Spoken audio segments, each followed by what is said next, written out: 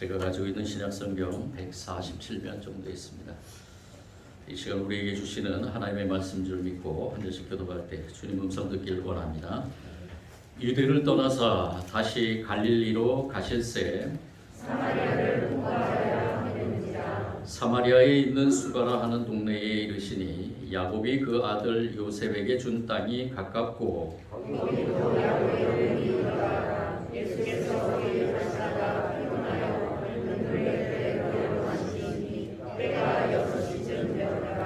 사마리아 여자 한 사람이 물을 길르러 왔음에 예수께서 물을 좀 달라 하시니 같이 읽겠습니다. 사마리아 여자가 이르되 당신은 유대인으로서 어찌하여 사마리아 여자인 나에게 물을 달라 하나이까 하니 이는 유대인이 사마리아인과 상종하지 아니함이로라. 아멘. 영성신학자인 헨리 나우엔 신부가 로트담 대학교에서 근무할 때의 일입니다. 그는 예고도 없이 불쑥 연구실로 찾아오는 그러한 방문자들로 인해서 자주 짜증을 냈습니다. 어떠한 한 날도 예고 없이 방문객으로 인해서 하루 일정이 완전히 망가져 매우 불편한 심기로 교정을 걷고 있었습니다. 그런데 그 교정을 걷고 있는 가운데서 친구 교수 한 사람을 만나게 됩니다. 그 친구 교수가 헨리 나우에게 묻습니다. 아니 무슨 일이 있나? 자네 얼굴이 안 좋아 보이는군. 헨리 나우인이 대답합니다. 아침나절에 예고도 없이 몇 사람이 찾아와서 하루 일정이 완전히 망가졌다네. 그러자 그 친구가 방긋이 웃으면서 이렇게 말합니다. 방해받는 것이 우리의 일이라네. 그 친구의 말을 듣고 나우에는 순간 자신의 잘못을 깨달았다고 말합니다. 그동안 자신의 계획과 일정에 따라서 일을 처리하는 것이 하나님의 주된 관심사라고 생각했는데 그때 이후로 자신에게 대한 하나님의 주된 관심사는 자신의 일정을 방해하는 사람들에게 있다고 믿기 시작했다는 것입니다. 그래서 그 이후로는 방해받는 것을 즐길 수 있었다고 고백합니다. 누군가 예고 없이 찾아왔을 때 그 사람이 하나님이 보내주신 사람이라고 믿고 그를 기쁘게 받아들였다는 것이죠. 그렇게 믿고 그런 사람들을 맞다 보니까 그것이 바로 전도고 목회라는 것을 깨달을 수 있었다는 것입니다. 저도 저 나름대로 시간을 정해서 또 일정에 의해서 목회하는 것이 어쩌면 그것이 올바른 목회다라고 생각한 적이 있었습니다. 사람을 만나는 것, 누군가를 계획 없이 만난다는 것은 참 힘든 일입니다. 계획 없이 찾아와서 계획 없이 내가 계획해 놓은 일들에 대해서 어쩌면은 방해가 되는 그러한 일일 수도 있다라고 생각하는 가운데서 목회에 방해가 되는 사람들이라고 생각한 적이 있었다는 것입니다. 그런데 가만히 들여다보면 오늘 이 헨리 나우의 신부가 고백한 그 고백을 엿보다 보면은 바로 이것이 목회가 아닌가라는 생각이 들다는 것입니다. 우리는 서로가 보람을 먹고 삽니다. 저뿐만이 아니라 여러분들도 다 보람을 먹고 삽니다. 우리가 음식, 빵과 밥만 그리고 고기만이 아니라 그런 음식만이 우리에게 전부가 아니라 우리는 무엇인가를 보람을 느낄 때 그 보람을 먹고 산다고 하죠. 아, 내가 이것 때문에 사는구나. 이렇게 뿌듯한 보람이야말로 우리를 살게 하는 양식이라는 것입니다. 보람 있는 일을 할 때 음식에 별로 신경 쓰지 않고요. 삶의 보람이 고갈될 때에 우리는 좀 더 만난 것이 없는지 두리번거린다는 것입니다. 우리 삶의 보람을 안겨주는 것이 과연 무엇일까?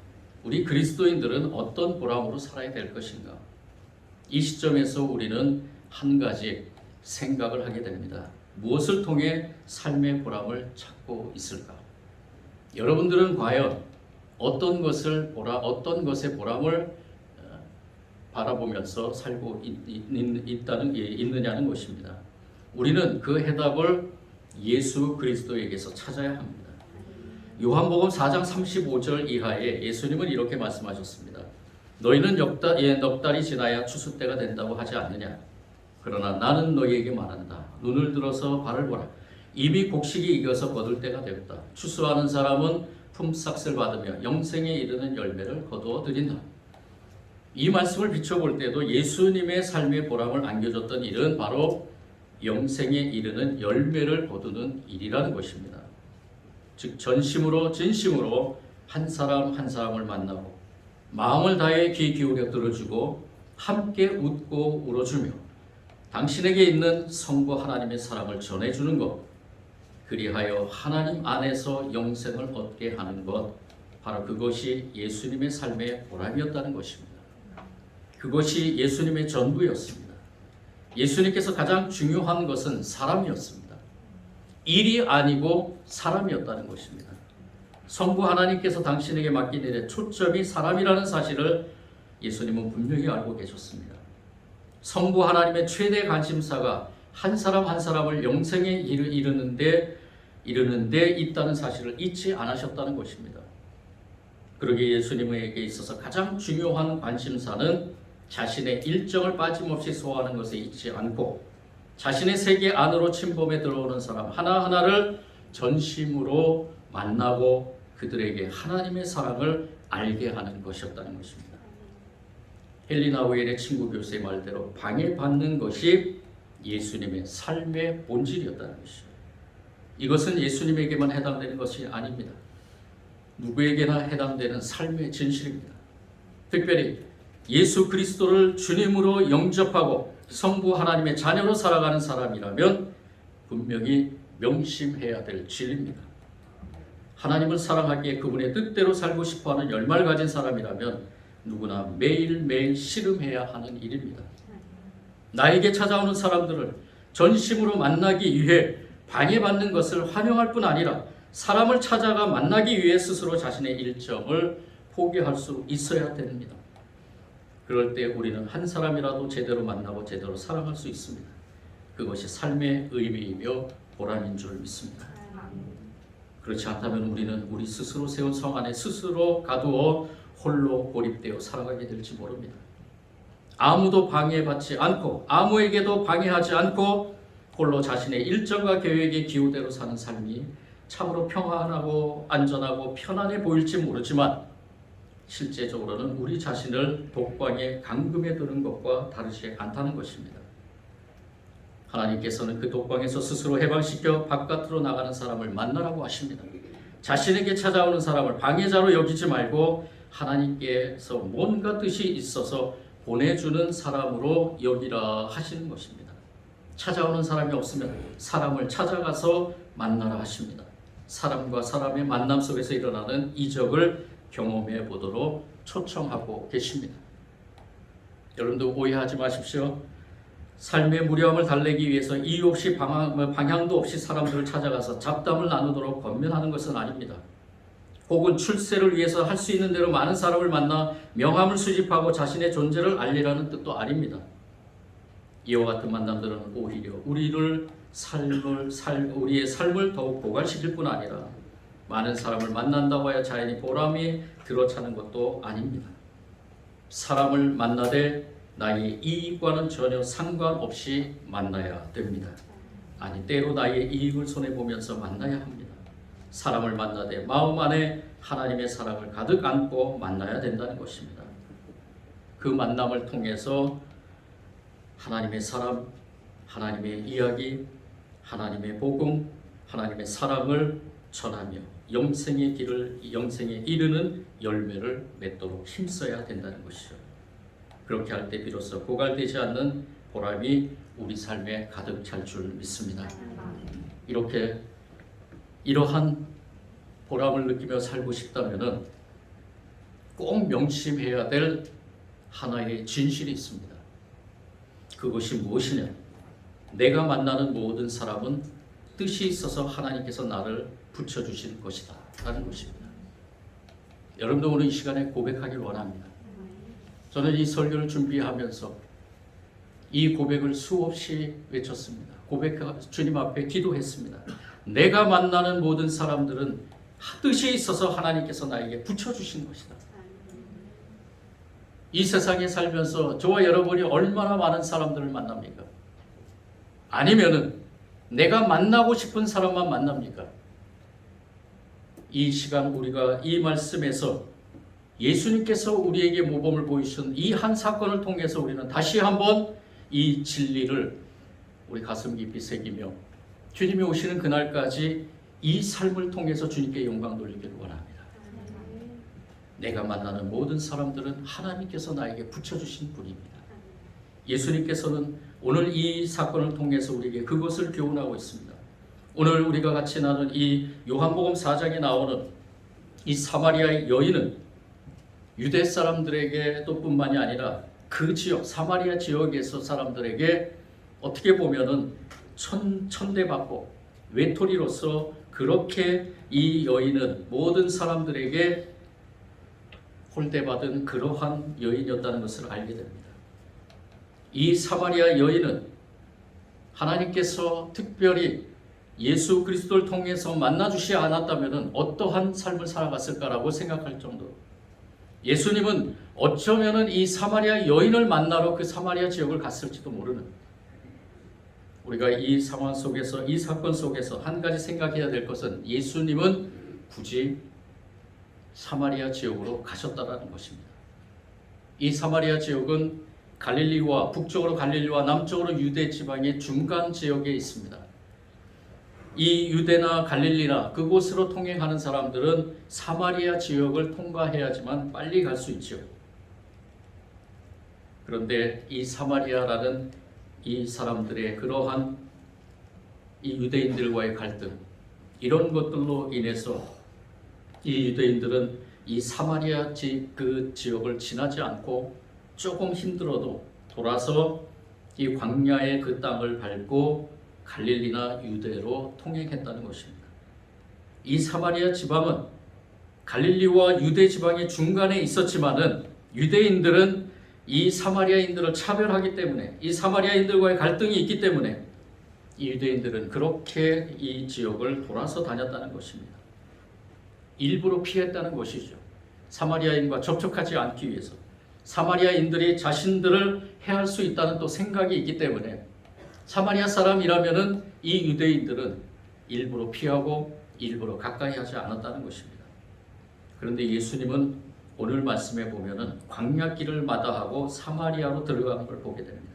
유대를 떠나서 다시 갈릴리로 가실새 사마리아를 통과하여야 하겠는지라. 예수님께서 이 사마리아를 통과하겠다는 의지를 가지시고 그 사마리아 지역으로 간 것을 보게 됩니다. 왜 예수님이 사마리아 지역을 갔을까? 예수님은 이 사마리아 지역에서 이 사마리아 사람들을 만나고 싶어 했다는 것입니다. 사마리아 땅으로 들어가서 하나님께서 당신에게 붙여줄 사람이 누구인가를 생각하며 마음이 설레면서 들어갔을 것입니다. 예수님은 분명히 믿었습니다. 이번에도 하나님은 누군가를 준비해 두고 계실 것이다. 하나님에 대해 간절히 목말라 있는 사람, 어둠 속에서 절박하게 빛을 찾고 있는 사람, 권태와 무의미의 감옥 속에서 참다운 생명수를 찾고 있는 사람을 분명히 만나게 해줄 것이다 믿었습니다. 그런 기대감을 가지고 사마리아 땅으로 들어갑니다. 그 여행에서 예수님은 여러 사마리아 사람을 만나 영생에 이르는 열매를 거두었을 것입니다. 요한복음의 저자는 그 이야기들 중에 하나를 우리에게 소개한 것입니다. 예수님이 이 사마리아 땅에 이르렀을 때는 태양빛이 아주 심하게 내리치는 그러한 정오였습니다. 가장 더운 그 시간이었던 것이죠. 이 더운 시간에 예수님은 하나님이 보내주신 한 여인을 만나게 됩니다. 이 여인은 어떠한 여인이었느냐?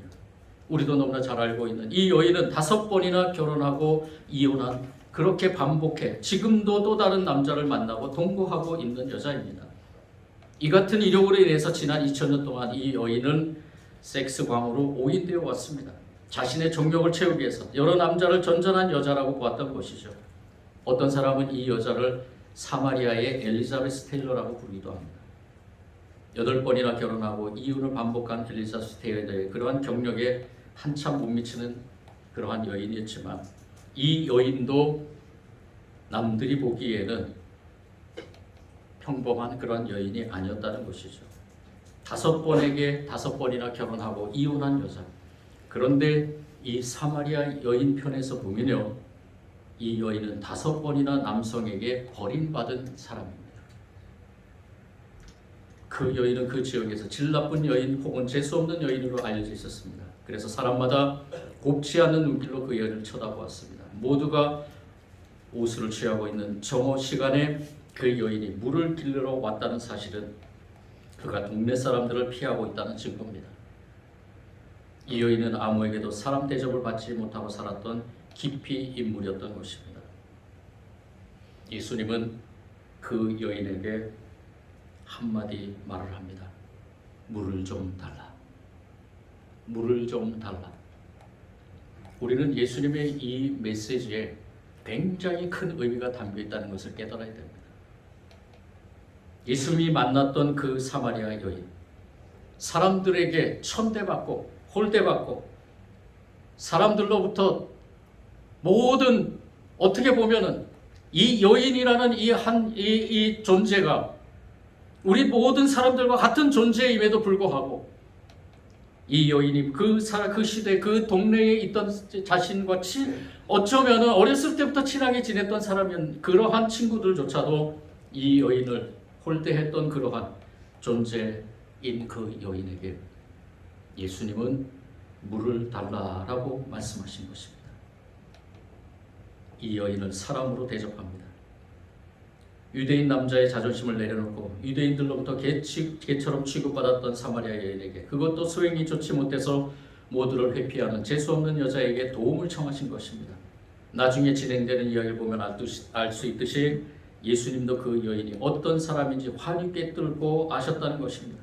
그 여인의 숨겨진 문제들을 몰라서 사람 대접해 준 것이 아니라 그것을 알기에 더욱 친근하게 대했다는 것입니다. 인종적으로 윤리적으로 결코 가까이 하고 싶지 않은 사람을 예수님은 누구에게나 그랬던 것처럼 진심으로 그리고 전심으로 대했습니다. 그분이 믿고 따랐던 삶의 진실 때문이었습니다. 사람이 만나는 사람은 누구나 성부 하나님께서 영생에 이르는 열매로 만들기 위해 붙여주신 것이라는 진실, 그 말씀입니다. 그래서 그 여인을 볼 때 예수님의 마음에는 하나님이 보낸 사람이라는 생각이 전부였습니다. 그 이상도 그 이하도 아닙니다. 이 여인은 하나님이 나에게 보내주신 여인이다. 예수님은 여인의 겉모양과 함께 내면을 보았습니다. 예수님의 본 그 여인의 내면에 숨겨져 있는 갈증을 보았습니다. 사랑하는 사람들로부터 거듭거듭 버림받으면서 깊고 깊게 패인 참사랑에 대한 갈증이 그 여인의 마음 안에 있음을 보았습니다. 예수님은 또한 그 여인의 현재만을 보지 않았습니다. 하나님의 사랑을 경험한 후에 변하게 될 미래를 보았습니다. 예수님으로부터 오래간만에 사랑 대접받은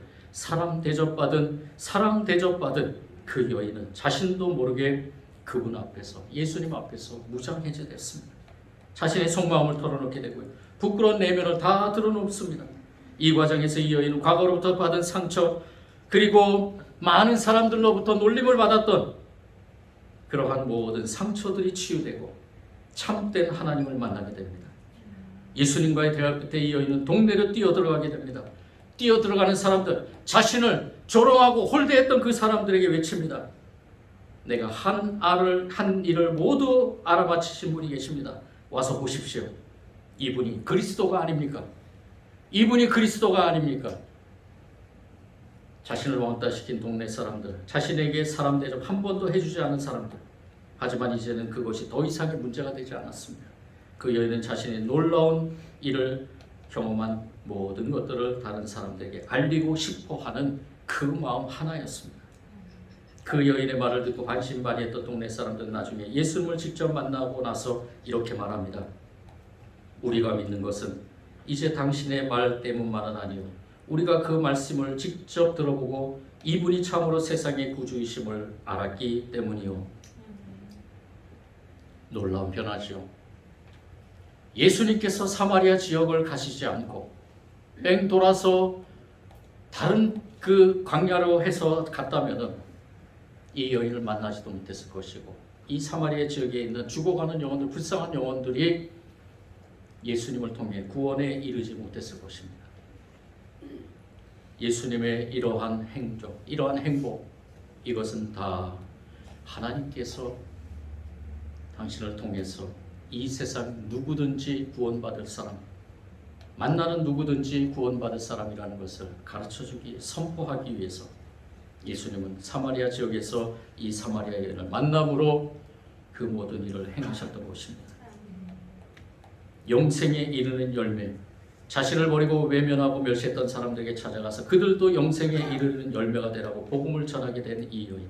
이 사건 이후로 이 여인은 더 이상 사람들의 눈을 피해 다니지 않았을 것입니다. 더 이상 남자들의 사랑에 목숨 걸지 않았을 것입니다.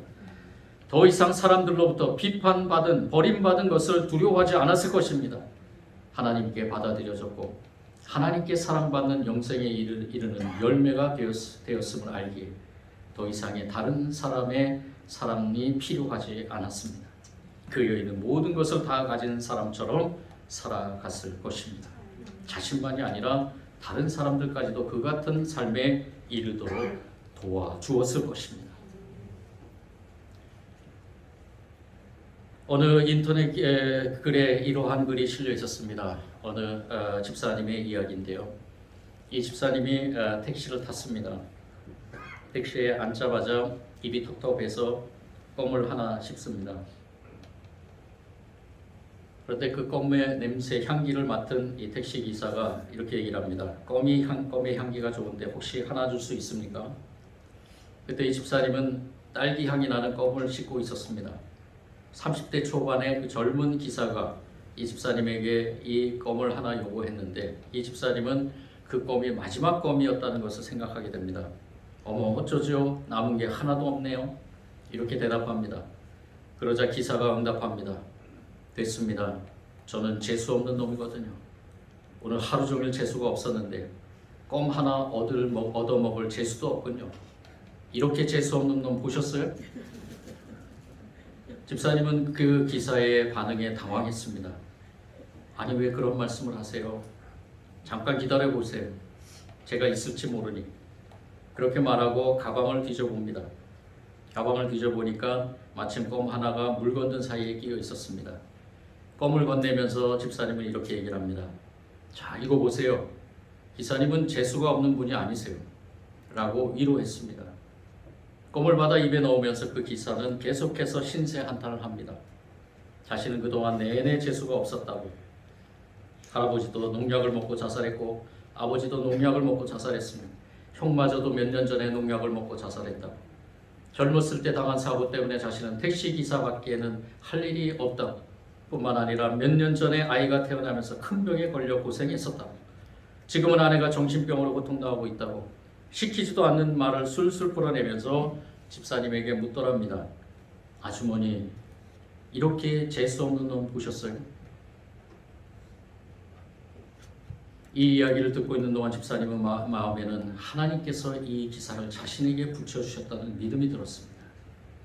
삶을 비관하며 청년기를 살아왔고 스스로를 재수 더럽게 없는 놈으로 규정하면서 암흑 같은 인생을 살던 그 사람에게 성령님께서 그 밤에 자신을 보내셨다고 믿어졌습니다. 집사님은 그 사람의 이야기를 받아 무슨 말을 했는지 정확히 기억이 나지 않는다고 하셨습니다. 그렇지만 분명히 기억나는 것은 스스로를 저주하며 살고 있는 그 젊은이에 대한 극률한 마음에 사로잡혀 대화를 나누었고 목적지에 당도했을 때 그 기사가 나를 위해 기도해달라고 부탁하기에 이르렀다는 것입니다. 그동안 살아오면서 한 번도 예수 그리스도에 대해 들어본 적이 없었다는 그 청년은 재수 없는 놈이 아니라 재수 있는 사람으로 살기 위해 교회에 나가 예수 그리스도를 믿겠노라고 약속하고 헤어졌습니다. 이러한 글이 실려져 있었습니다. 이 글을 읽으면서 굉장히 따뜻한 마음이 들었습니다. 그러면서 오늘 말씀과 잘 매치가 되면서 우리에게 다가오는 모든 사람들 영적인 갈증에 목말라 있지 모른다는 것. 나를 찾아오는 사람들, 물론 우리 성도가 성도의 만남은 우리는 이미 예수 그리스도를 통해 갈증을 해소했지만 만약에 나를 찾아오는 사람이 예수님을 믿지 않는 사람이었다면 그 사람은 분명히 이러한 생명에 대한 갈증이 있는 사람이라는 것입니다. 그리고 그 사람은 하나님께서 저와 여러분에게 보내준 사람이라는 것입니다. 그 사람을 영생에 이르는 열매로 만들길 원합니다. 저와 여러분이 하는 것이 아니고 하나님께서 하시는 것이지만, 사랑하는 성도 여러분, 우리가 각자 한번 우리 삶을 돌아보면서 길지도 않았고 길지도 않지만 짧다고도 할 수 없는 우리 인생 여정에서 누군가에게인가 진실한 삶의 돌파구를 열어주는 일에 쓰임 받아본 적이 있는가? 우리는 과연 나 자신의 손익과 아무 상관없이 누군가를 마음 다해 만나본 적이 있는가? 이름 석자도 알지 못하는 낯선 사람에게 아무 조건 없이 그 사람이 오직 사람이라는 하나의 이유만으로 내 시간을 쪼개서 진실하게 대하고 마음 다해 귀담아 들어준 적이 있는가? 과연 우리는 그동안 살아오면서 전심을 다해 누구 한 사람이라도 맞아본 적이 있으며 그 사람이 자신의 속내를 풀어내고 그리고 그 풀어낸 그러한 만큼 진실하게 대해본 적이 있는가? 그렇게 해서 한 사람이라도 영생에 이르는 열매로 맺어진 사람이 있는가? 사실 우리 본성은 자꾸만 그 반대로 가도록 이끕니다. 내가 편하고 또 내가 만나고 싶은 사람만 만나고. 저도 그렇습니다. 사람보다 일을 앞세울 때가 너무나 많았습니다. 내 앞가림을 하기에만 몰두할 때가 있습니다. 목회라는 명목하에 사람을 만나는, 즉 계획 없이 만나는, 찾아오는 사람들에 대해서 짜증날 때가 한두 번이 아니었죠. 사람을 만날 때면 내면을 보지 않고 겉모습으로 판단할 때도 있었습니다. 하나님이 주신 고귀한 시간에 매일매일의 삶에서 이것이 목회인 것처럼 착각하며 살아온 적이 있었다는 것입니다. 회개하며 주님 앞에 다시 한번 말씀 위에 서는 저와 여러분이 되기를 원합니다. 매일매일 무릎을 꿇습니다. 그래서 매일 회개합니다. 매일 하나님의 은총을 갈구합니다. 나의 목회는 무엇일까? 하나님이 나에게 주신 그 사명, 그 종의 길을 가는 그 사명의 길은 과연 어떠한 길인가? 예수님께서 가신 그 길을 내가 과연 가고 있는가? 나는 무엇 때문에 목회를 하는 것일까? 우리는 무엇 때문에 예수 그리스도의 사람들이라고, 하나님의 사람들이라고, 하나님 나라의 백성이라고 주일마다 와서 예배드리면서 그 삶을 통해서 하나님께서 나를 하나님 나라로 이끄실 거라고 살아가는 가운데 무엇 때문에 내가 그러한 삶 속에서 일주일의 삶에 얽매이고 살고 있는 모습을 바라보는 저와 여러분의 모든 모습들을 이 시간에 십자가 앞에 다 내려놓기를 원합니다. 물은 보편적이지만 중요한 것입니다.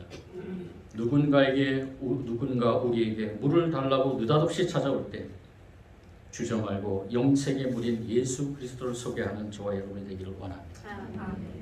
그것이 먼저라고 생각하길 원합니다. 그것이 우선이라고 생각하길 원합니다.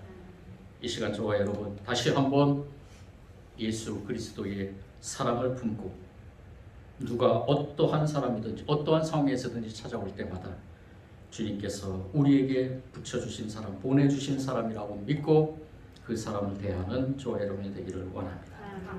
주님께서 함께하는 저와 여러분의 삶이 될 줄 믿습니다. 사랑의 주님 감사합니다. 부족하고 연약한 저희들에게 귀한 말씀을 통해 다시 한번 깨닫게 해주시니 감사합니다. 회개하게 하시니 감사합니다.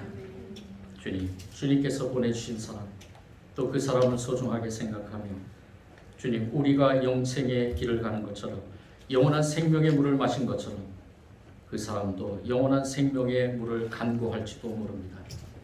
주님께서 우리에게 물을 달라고 하신 것처럼 또한 어떤 사람들이 우리에게 물을 달라고 하실지 모릅니다. 주님께서 우리에게 영생의 물을 주신 것처럼 우리도 그들에게 주님의 그 영생의 물을 소개하기를 원합니다. 성령님께서 함께 하실 줄 믿습니다. 우리의 모든 삶을 주관하여 주시고 어떠한 경우에라든지 이 사명을 잊지 않고 주님이 오시는 그날까지 그 사명을 잘 감당하는 우리 모든 성도들 되게 하여 주옵소서. 예수님 이름으로 기도드립니다.